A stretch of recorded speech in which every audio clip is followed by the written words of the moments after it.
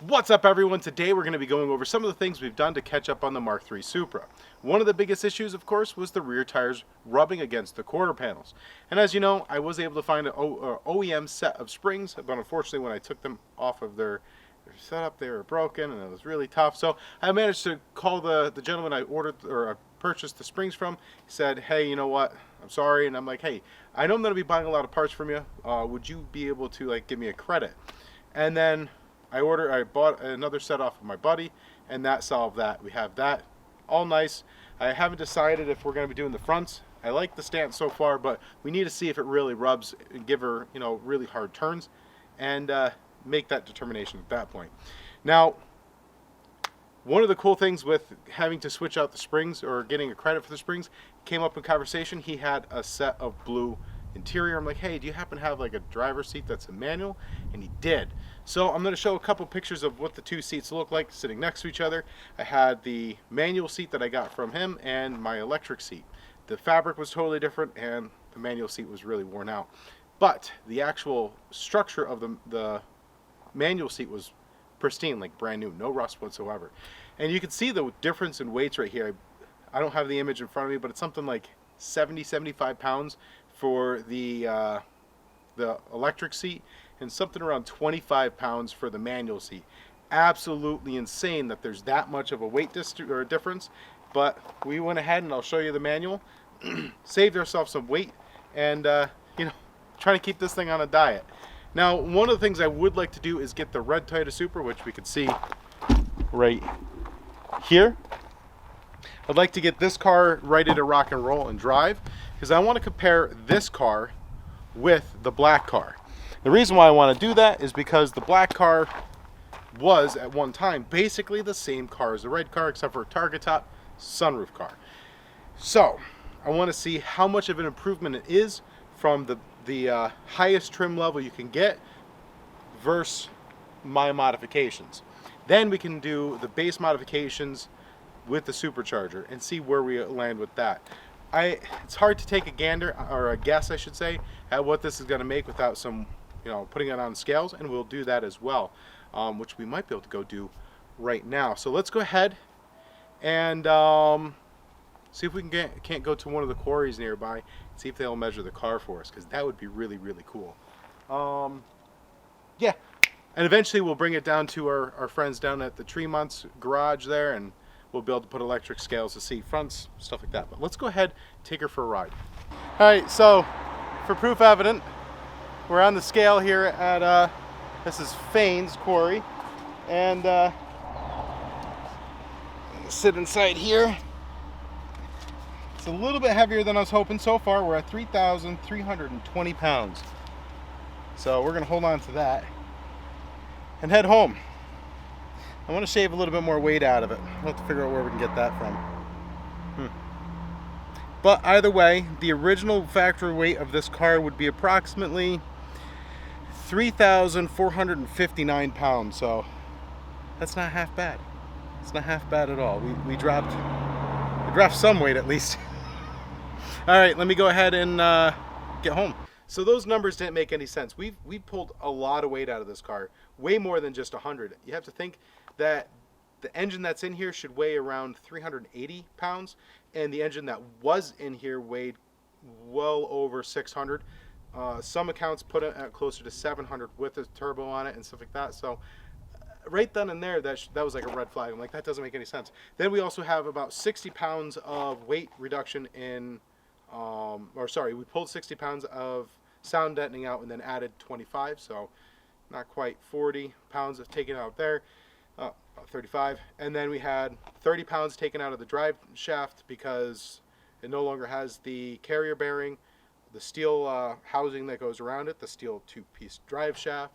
That was about 30 pounds of weight saving. We have a ultra light flywheel. We have, let's see, what else?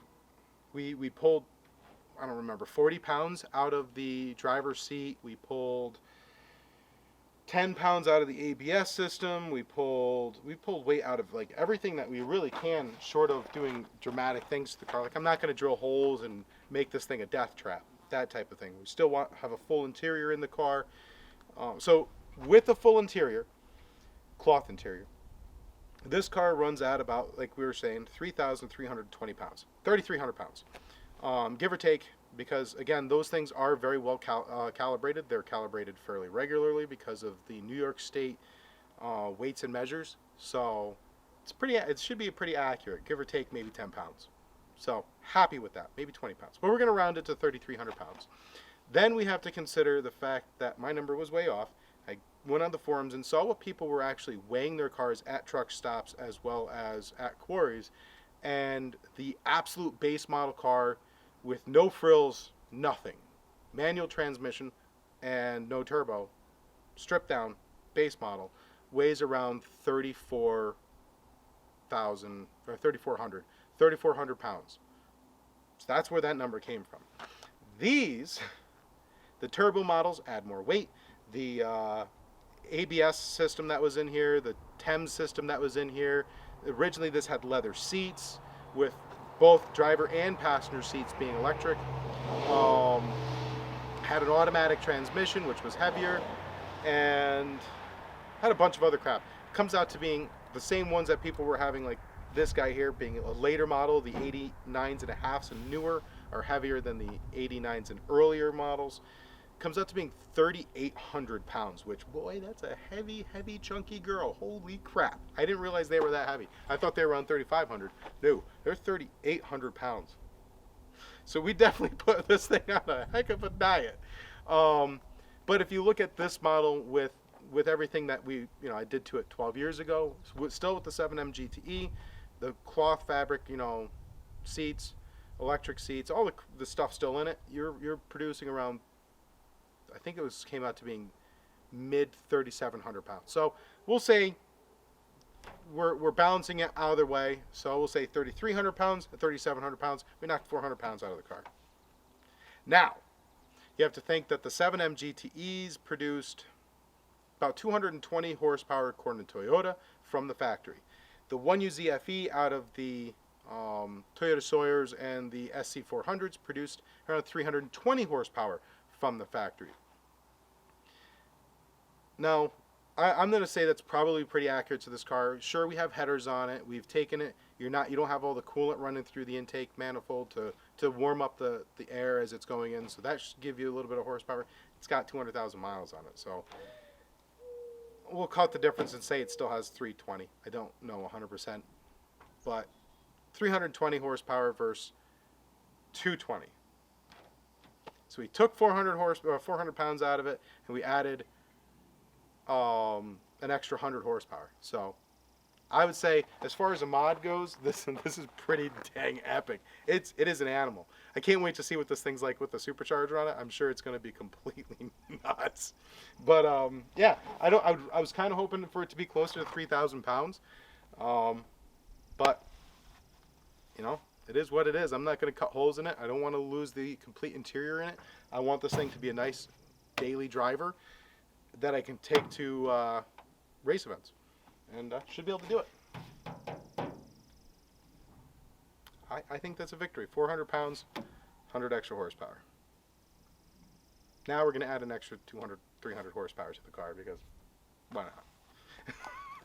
If you guys want to help support the channel, remember, as always, you can head over to Blacktop Yacht Club. We have a whole line of merchandise there, including for the Satellite, Buick, and we will be adding something for the Supra, hopefully soon.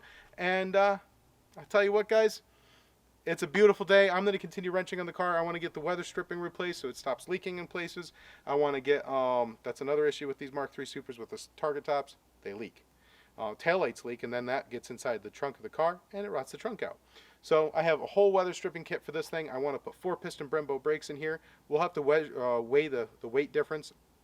We'll do that. I'm sure I'm going to add about 20 pounds to the car because we have larger rotors as well as much larger calipers. So yeah, again, if you want to help out the channel, grab the merchandise over at Blacktop Yacht Club. Hit that thumbs up, hit that subscribe button, and as always, everyone, keep your shiny side up, and God bless.